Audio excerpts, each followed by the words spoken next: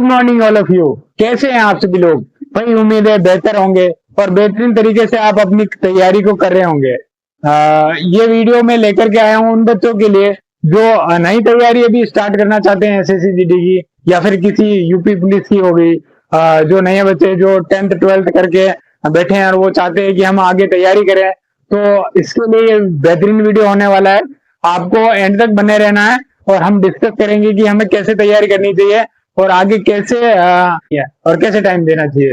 तो आइए चलते हैं हम हमारे इस वीडियो के मोटिव की ओर, जिस चीज के लिए हम ये वीडियो लेकर के आए। देखो बच्चा, जो 10th और 12th वाले बच्चे हैं जो हाल ही में पढ़ाई कर रहे हैं और जो चाहते हैं आगे कि हम एसएससी जीडी की या यूपी पुलिस की तैयारी करें, हम कॉम्पिटिटिव एग्जाम्स देना चाहते हैं, देन उसकी तैयारी करें, तो आपको कुछ नहीं करना है। आपको अपना स्कूल कॉलेज जो भी है आपको कंटिन्यू रखना है। देन उसी के साथ जो एक बेस ले लेना है और उस बेस से ही आपको पढ़ते चलना है। वही सारी चीजें जो आपने पीछे पढ़ी है उन्हीं को सिर्फ रिवाइज करना है और कुछ भी इसमें नया नहीं है। जो आपने 10th तक पढ़ा, 12th तक पढ़ा, वही सारी चीजें इनमें एसएससी जीडी को ले लो, आप यूपी पुलिस को ले लो, उनमें आने वाली चीजें हैं। एक अच्छा सा बेस आप ले सकते हैं उसमें उसमें से आप जो रिवीजन है, आपके नोट्स हैं, उनमें अच्छे से नोट्स बना के आप उनसे रिवाइज करके उससे बेहतरीन आप तैयारी कर सकते हैं।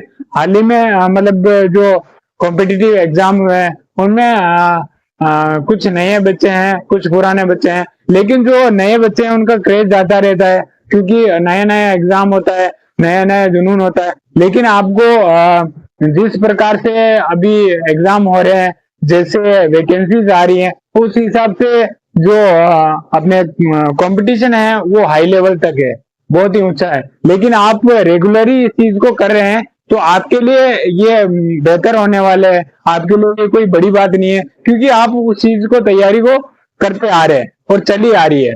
तो आपको जो चीजें हैं उन्हीं को ही रिवाइज करना है, खुद को उस चीज में बेहतर बनाने की कोशिश करनी है। क्योंकि जीके जीएस और जो आपकी मैथ है, मैथ कुछ अलग लेवल की होती है जिसमें हम जो 10th 12th तक जो मैथ पढ़ते हैं वो अपने सूत्र वाइज होती है, कुछ डिटेल्स वाइज होती है, उस तरीके से आपको नहीं पढ़ना है। उसमें उतना टाइम नहीं मिल पाता है कि हम उस तरीके से उसको कर पाए। जब आप बेच लेंगे तो धीरे धीरे इस चीज को आप जान जाएंगे। आपको क्या करना है, शुरुआत में एक अच्छा सा बेच ले लेना है और जो नोट्स सर लिखवाते हैं या फिर जो सर चीजें लिखवाते हैं उनको नोट करना है। देन बार बार उन्हीं को चीजों को रिवाइज करना है और हफ्ते में एक बार आपको मॉक टेस्ट लगाना जरूरी है ताकि हमें पता चलता है कि हम कितने गहरे पानी में है या फिर हमें किस तरीके से और कहाँ पर थोड़ा अप करना चाहिए, कहाँ पर थोड़ा नॉर्मल रखे तो चल जाएगा।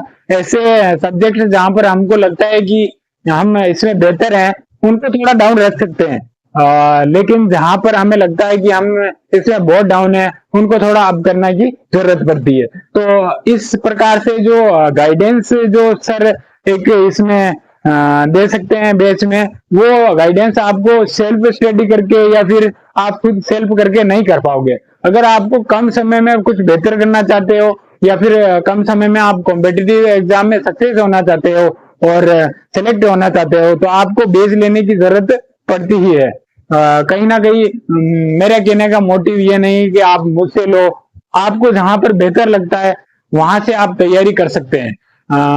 मेरे कहने का अर्थ है कि जो नया स्टूडेंट है उसको मतलब जरूरत होती है सिर्फ एक अच्छी गाइडेंस की और अच्छे डायरेक्शन की।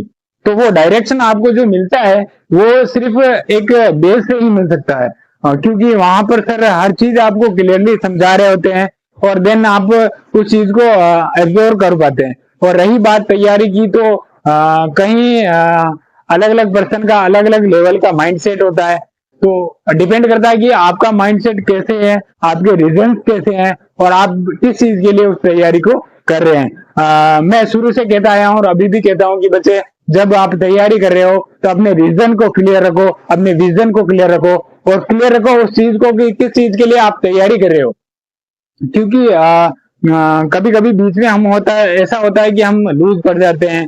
काफी बच्चे ये बोलते हैं कि भाई हमें मोटिवेशन चाहिए, मोटिवेशन चाहिए। देखो बच्चा, मोटिवेशन एक ऐसी चीज है कि आज मैं आपको कुछ समय के लिए कुछ चीज बोल दूंगा, वो कुछ समय तक ही आपके लिए सीमित रहेगी। आप उसे फिर अलग हो जाओगे, फिर आप लूज हो जाओगे। इससे बेहतर है कि एक ऐसा मोटिवेशन ढूंढो जो आपके लाइफ में हो, पहले से ऑलरेडी हो। और सबसे बड़ा लाइफ में मोटिवेशन एक ही चीज होती है कि घर के हालात, जो सिचुएशंस होती है, जो घर की हालात होती है, वो सबसे बड़ा मोटिवेशन होता है। और यही चीजों को कनेक्ट करके आप खुद से तैयारी कर सकते हो। और हर बच्चा चाहता है कि वो कामयाब हो, लेकिन ऐसा नहीं हो पाता है कि हर बच्चा कामयाब होता है। कामयाब वही होता है जो बेहतरीन टाइम देता है, बेहतरीन परफॉर्मेंस देता है और बेहतरीन तैयारी की लेवल की तैयारी करता है। शुरू में कोशिश करो कि कम से कम आप 6-7 घंटे दे पाओ। शुरू से मतलब थोड़ा थोड़ा टाइम इंक्रीज करने की कोशिश करो।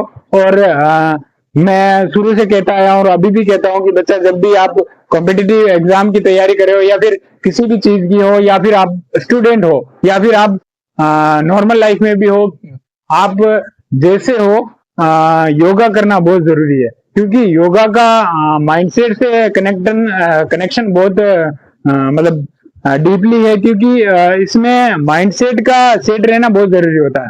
और एक योगा ही और ये कपालभाति, ये इन चीजों से आदमी का माइंडसेट रहता है, बच्चे का माइंडसेट रहता है और ज्यादा चीजों को ऑब्जर्व कर पाता है। तो मेरे कहने का अर्थ यही है कि आप बेहतर कर पाएंगे अगर आप इन चीजों से, नेचर से जुड़े रहेंगे। देन दूसरी चीज ये कहना चाहूंगा कि जब तक आप सफल नहीं होते, तब तक के लिए अपनी जो प्लानिंग है, जो आप करना चाहते हैं लाइफ में, जो आप चाहते हैं कि मैं ऐसा बनूं या फिर ये करूं, वो तब तक किसी को ना बताएं जब तक आप सक्सेस नहीं हो जाते हैं। क्योंकि आजकल का एनवायरनमेंट है बच्चा ऐसा ही है कि आपको बढ़ाने वाले कुछ कम मिलेंगे, लेकिन गिराने वाले हजारों मिल जाते हैं।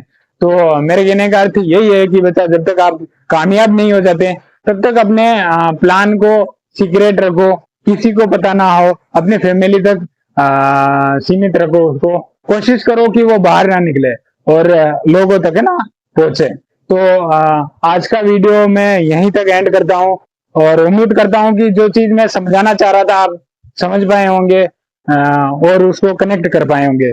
आशा करता हूँ, उम्मीद करता हूँ आप इस चीज को अपने जीवन में उतारेंगे और एक कदम आप सफलता की ओर अगर चढ़ रहे हैं, बढ़ रहे हैं, तो उसमें आप बेहतर कर पाएंगे अगर आप मेरी बात को समझ पाएंगे।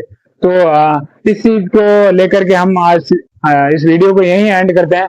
देन उम्मीद करता हूँ कि मेरी बात आपको समझ में आई होगी और इस वीडियो को ज्यादा से ज्यादा अपने फ्रेंड्स यार सर्कल में, जो लोग अपने जो बच्चे कॉम्पिटिटिव एग्जाम की तैयारी कर रहे हैं, जो करने वाले हैं, जो सोच रहे हैं, उनको शेयर करें ताकि वो समझ पाए कि मुझे करना कैसे है।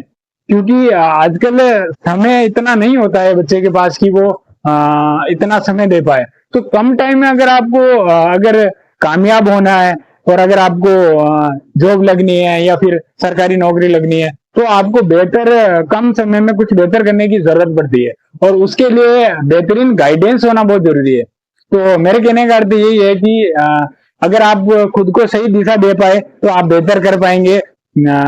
और यहीं तक मैं इस वीडियो को रखूंगा और यहीं विराम लेते हैं। आगे के लिए मैं कुछ बेहतरीन वीडियो और लेकर के आऊंगा आपको, ताकि आपको गाइडेंस मिलती रहे, आप अपने माइंड सेट को अच्छा रख सकें। और देन अगर अच्छा रहा, अच्छा चला, तो मैं एक बैच भी शुरुआत